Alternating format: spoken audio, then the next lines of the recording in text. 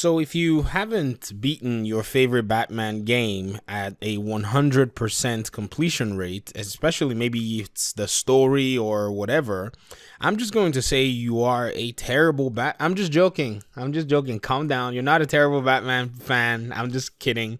But I wanted to just make this video not just to talk about the fact that I was able to complete Arkham Knight's story 100%, getting all the Riddler trophies, destroying everything that I needed to do, and all of that, as painstaking, annoying, frustrating, mind-boggling as it was, in my opinion, a fun experience when you put everything together as a whole. And instead of just sitting here to say, oh, I've done it and all that, I wanted to see if I could make a case for anybody who might have actually even thought about doing it. You see, there are, in my opinion, most likely a lot of people who are probably in the situation that I was about 2 years ago when I first started or embarked on this journey to even try doing it, because I've beaten the story when I first played it on PlayStation, and then I played it on PC, and I think I've beaten the story on PC twice or three times. Just the story. I enjoy playing the story, enjoy the challenge, but then I decided, why not step it up a notch and do the completion, because I joined the Batman Arkham Reddit, which is, where we just put all the Arkham stuff. It's a goofy place. It's full of good memes. It's full of a lot of, accomplishments people putting on there, and a lot of short clips that really make, just a lighthearted, fun community. And I was able to post my Batman picture there, my completion picture there.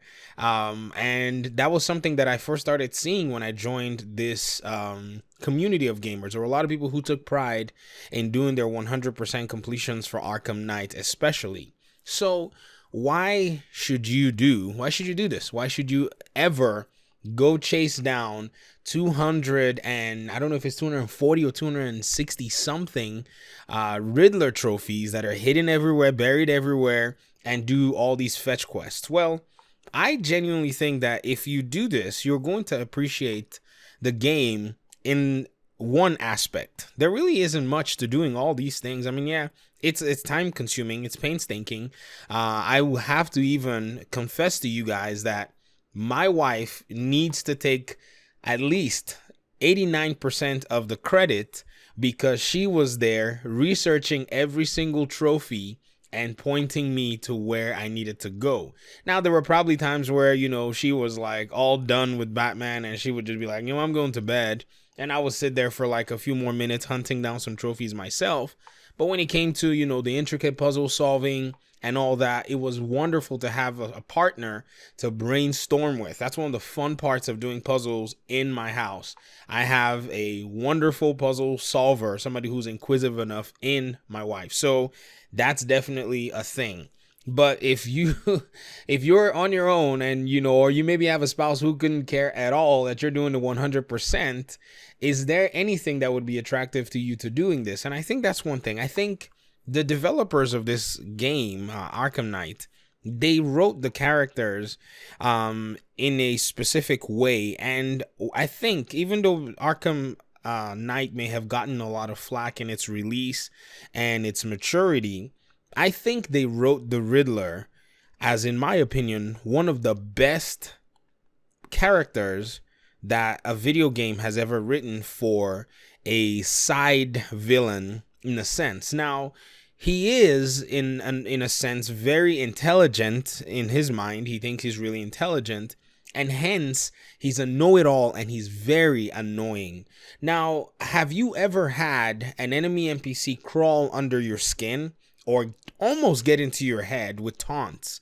You're going to be subjected to hours and hours of original taunting by an enemy NPC, written so well to continue to either egg you on or frustrate you and have you drop the controller and walk away. And I think the developers accomplished their goal either way through this very intelligent implementation of the mechanism of the Riddler in the game. Because there's something you start to realize. Once you start winding down and getting the puzzles, you start to hear his taunting change. His tone begins to change, and then you start feeling empowered because he starts saying things like, Only 50 puzzles left? How come? Now, this is when you know you have him in a corner, and then somehow by reverse psychology, the developers have now given you incentive and motivation to continue. I don't want to ruin this. You have to experience this yourself. You have to go through this and listen to the, he has this conversational type thing where he's calling you out, oh, Dark Knight. He's calling you out on billboards. He's calling you out on all these places and wants you to come in there and try to solve these puzzles, and he's just, telling everybody that you're stupid. He's telling everybody that you're incompetent. He's saying you're the world's worst detective. I mean, he's throwing all kinds of slander at you in public. And if you're a Batman fan, and you're somebody who, does not appreciate Batman being dragged through the mud, then you will do exactly what's necessary so that you can get your bat fists on Riddler. And I think that satisfaction, and I think that process is, in my opinion, a genuinely implemented boss or antagonist protagonist tension that's actually been put together in this game. That's the only thing I can point to, and I think it's definitely worth it. Now, it's so worth it that I am actually going to go back to Arkham City and now try to complete 100% of the Riddler trophies.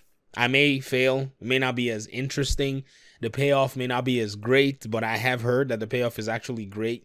I have not watched any ending or whatever in terms of Arkham City, but Arkham Knight I was interested, so I watched it years ago.